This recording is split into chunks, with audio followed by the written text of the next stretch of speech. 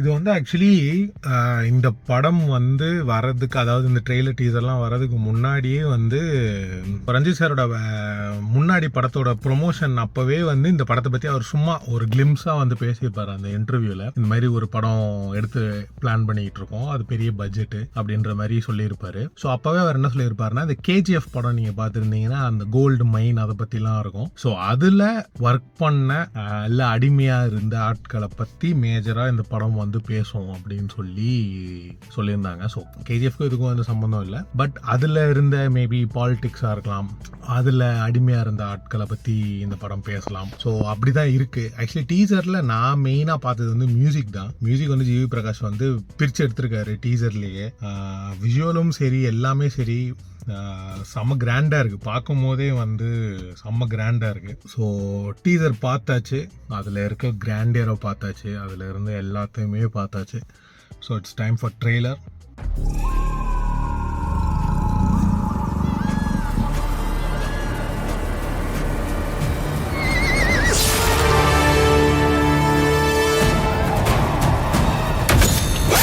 அப்படி என்னதான் ஓடுவோம் மண்ணே இருக்கிற உலகத்துல.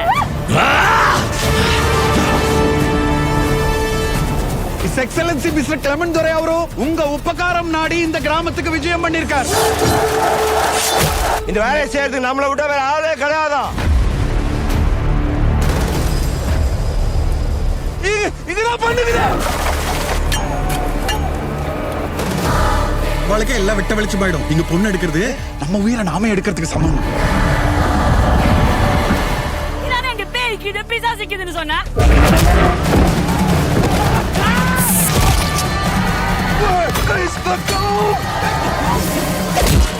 எல்லாம் புரியும் மாய சூனியக்காரன் யாராம்? சூனியக்காரன் இல்ல சங்கோனே, சூனியக்காரி ஆரத்தி. அவதான் உண்மை இல்லையே. அந்த சூனியக்காரர்களை யாருமே கட்டவே முடியாதா? கட்டுவோம், நான் கட்டுறேன்.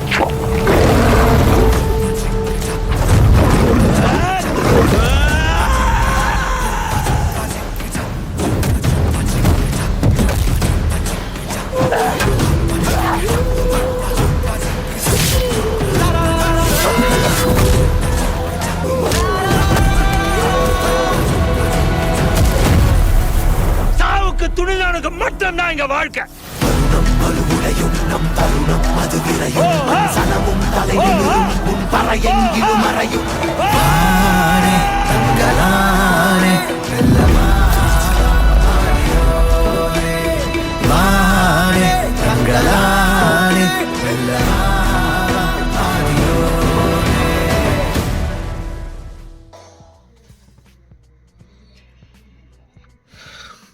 ஆக்சுவலி வந்து இதை பார்த்த உடனே ஃபஸ்ட் இம்ப்ரெஷன் என்னன்னா வந்து தமிழ் சினிமாவுக்கும் சரி இந்தியன் சினிமாவுக்கும் சரி வேற லெவல் ஒரு விருந்து ஒன்று வந்துக்கிட்டு இருக்கு. அதுதான் எனக்கு வந்து இதை பார்த்த உடனே எனக்கு ஃபஸ்ட்டு தோன்ற விஷயம் அதுதான். வேற லெவல் விருந்து ஒன்று வந்துக்கிட்டு இருக்கு.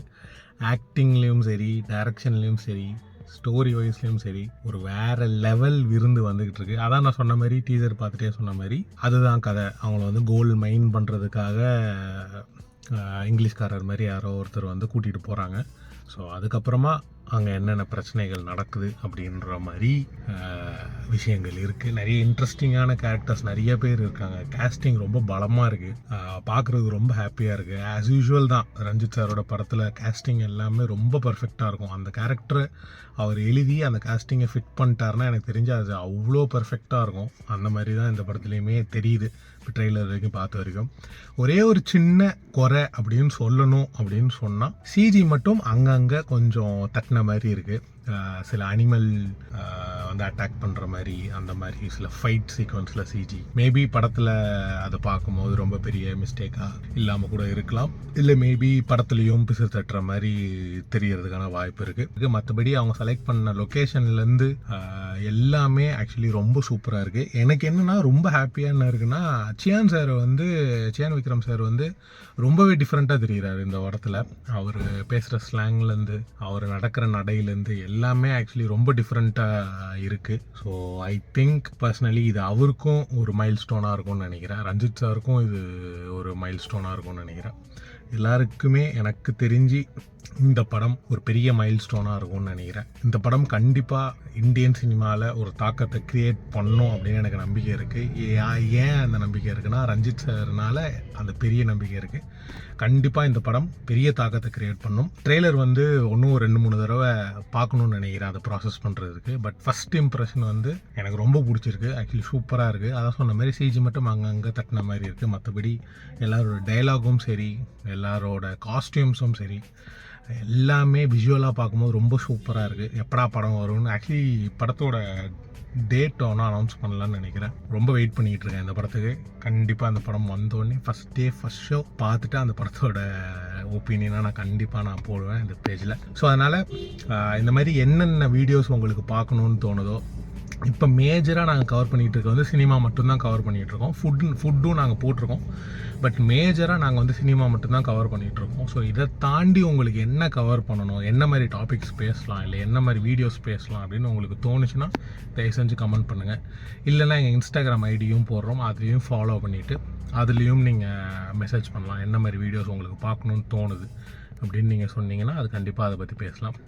ஸோ அடுத்த வீடியோவில் மீட் பண்ணலாம்.